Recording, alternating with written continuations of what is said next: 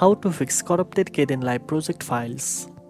First of all, if your Kdenlive project file is corrupted and won't open, don't panic. There are a few ways to try and recover your work. Start by locating the backup files which Kdenlive automatically creates. Go to the project menu and select Open Backup File.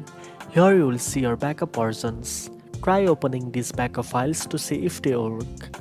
If none of the backups open correctly, you can also try opening the project file in a text editor to check for any obvious errors or missing data. Sometimes a small manual fixes can help recover parts of the project. Another option is to create a new project and import your media files again. Then manually recreate the timeline using notes or screenshots of your previous edit. To avoid future corruption, always keep multiple backups of your project and avoid abrupt shutdowns or crashes while working.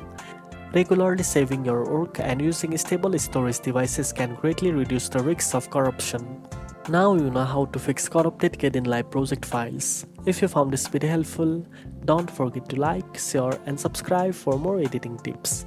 Thanks for watching and I'll see you in the next one.